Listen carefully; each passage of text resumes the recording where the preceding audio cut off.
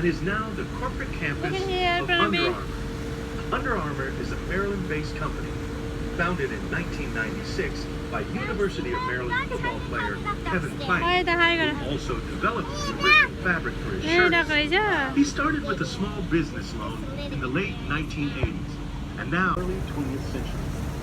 What many do not know is that Baltimore was the second leading port of entry at that time. Over 1 million immigrants from Germany, Austria, Lithuania, Ireland, Poland, Russia, Hungary, Czechoslovakia, Italy, and other European nations arrived. Blocks and blocks of roadhouses were quickly erected to accommodate these new arrivals who moved into neighborhoods with fellow nationalities.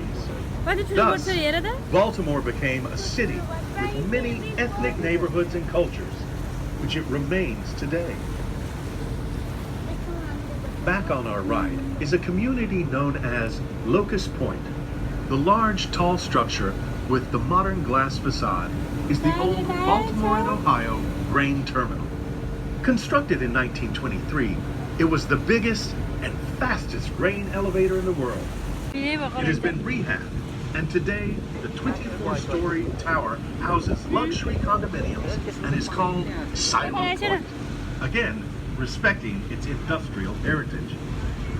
The two large gray ships are ready reserve vessels operated by the United States Maritime Administration.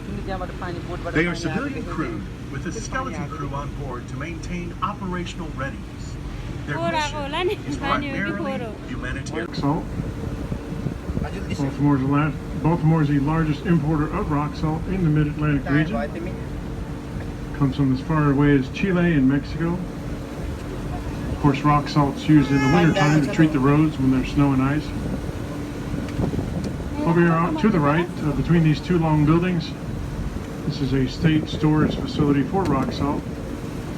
The ships come in, they dock here, they use these, they fill up dump trucks. Trucks take it down to the end of the dock there and dump it into that big pile. You can see we have quite the surplus of rock salt right now. We had a relatively mild winter this past winter.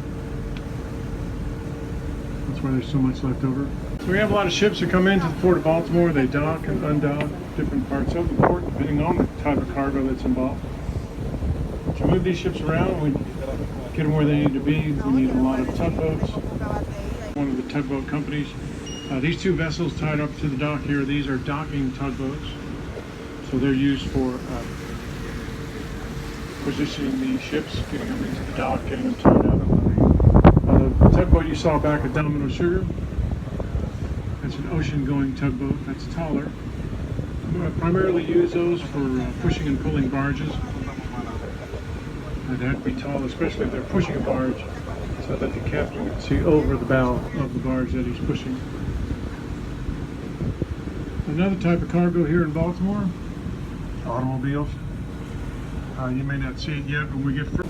In September of 1814, British ships had already burned Washington, D.C. Morning of September 14th. He heard the morning gun at the fort and knew it had resisted the British.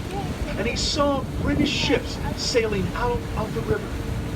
He looked out from the ship and saw the largest American flag ever made flying over the fort. The young poet sat down and composed 4 verses called The Defense of Fort McHenry. Later set to music and renamed The Star-Spangled Banner. It became our national anthem in 1931. The spot where Key actually wrote the poem on the British ship is now memorialized by a red, white, and blue buoy near the Francis Scott Key Bridge. As we make our turn back toward the harbor, the bridge will come into view in the skyline